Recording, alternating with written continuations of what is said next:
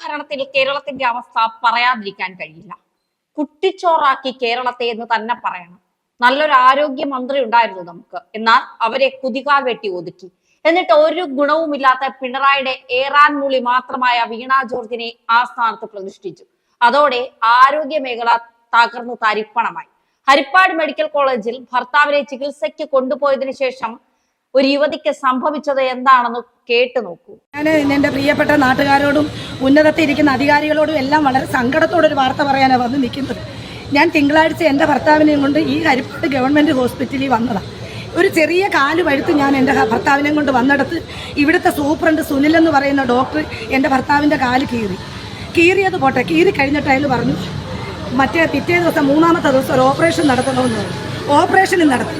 പക്ഷേ വീട്ടിൽ കൊണ്ടുവന്ന് ഞാൻ 5000 രൂപ കൊടുത്തില്ല എന്ന് പറഞ്ഞ് ആ ഡോക്ടർ എൻ്റെ ഭർത്താവിനെ ഈ 3 ദിവസമായിട്ടും നോക്കിയിട്ടില്ല. ഞാൻ അയാളുടെ പുറകിൽ നിന്ന് നടന്ന് തൊഴുകയോടെ ഞാൻ ചോദിച്ചു, അയാൾ എന്നോട് കേട്ടില്ല. ഒരു മരുന്നിൻ്റെ വിവരം ഞാൻ ചോദിക്കാനായിട്ട് അയാളുടെ പുറകിൽ നടന്ന് ഞാൻ ശ്രമിച്ചിട്ടും അയാൾ അത് ചെയ്തില്ല. ഇന്ന് രാവിലെ ഞങ്ങൾ ആ ഡോക്ടറോട് വീണ്ടും ഉച്ചവരെയായിട്ട് 3 ദിവസമായിട്ട് നോക്കാത്ത രോഗിയെ നോക്കുന്ന കാര്യം പറഞ്ഞു സൗകര്യപ്പെടത്തില്ല എനിക്ക് വന്ന് നോക്കാനെന്ന് പറഞ്ഞു. നിങ്ങൾ പറ, ഒരു രോഗിയെ കൊണ്ട് വരുന്ന ഒരു ആളോട് ഒരു ബൈസ്റ്റാൻഡറിനോട് ഇതാണോ ഒരു ഡോക്ടർ പറയേണ്ടത്? നല്ലതുപോലെ ചൊഴഞ്ഞ് ഒരു കിലോ അരി കൊള്ളത്തക്ക രീതിയിൽ ഒരു കുഴിയാക്കി വെച്ചിട്ടുണ്ട് എൻ്റെ ഭർത്താവിൻ്റെ കാല്. എനിക്ക് എൻ്റെ 2 കുഞ്ഞുങ്ങൾക്കും അയാൾ ഓട്ടോ ഓടിച്ച് കിട്ടിയാലേ ജീവിക്കാൻ പറ്റത്തുള്ളൂ. സെക്യൂരിറ്റിയെ കൊണ്ട് അടിക്കാൻ പിടിച്ചു. ശ്യാമെന്ന് പറഞ്ഞ ഒരു സെക്യൂരിറ്റി ഇന്ന് രാവിലെ എന്നെ അടിക്കാൻ ശ്രമിച്ചു. അസഭ്യമായ വാക്കുകൾ പറഞ്ഞു. വെളിയിലിറങ്ങാൻ കൊള്ളാൻ കേൾക്കാൻ പറ്റാത്ത വാക്കുകളാണ് ഈ സെക്യൂരിറ്റി ഇന്ന് എന്നെ പറഞ്ഞേക്കുന്നത്.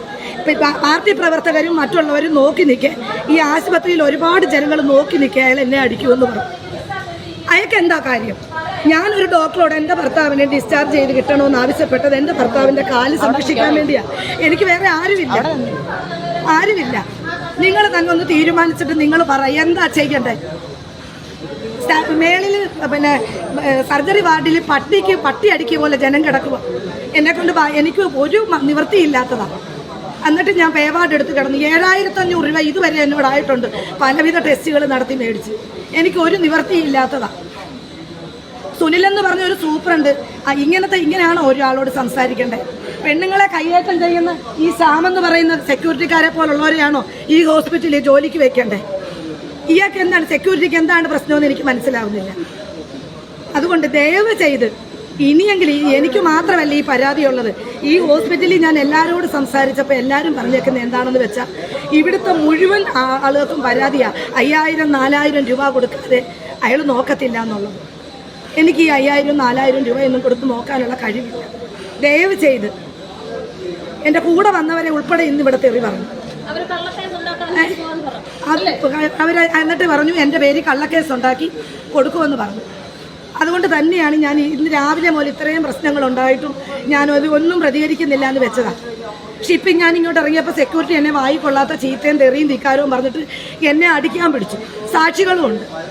എന്നിട്ട് പറഞ്ഞു കള്ളക്കേസ് നിന്നെ കുടുത്തി കാണിക്കാമെന്ന് പറഞ്ഞു. എന്താ ഞാൻ ചെയ്യണ്ടേ?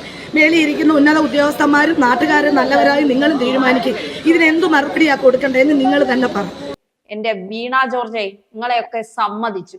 ഇങ്ങനെയൊക്കെ ഡോക്ടർമാർ ഉണ്ടായാൽ ആ രോഗികളുടെ അവസ്ഥ എന്താകും? ഇവർ പറയുന്നത് സത്യമാണ് എങ്കിൽ തീർച്ചയായും ആ ഡോക്ടർക്കെതിരെ നിയമ നടപടി സ്വീകരിക്കുവാനും ആ ഡോക്ടറെ സസ്പെൻഡ് ചെയ്യാനും തുടർ അന്വേഷണം നടത്താനും ഒക്കെ ആരോഗ്യ വകുപ്പ് തയ്യാറാകുമോ?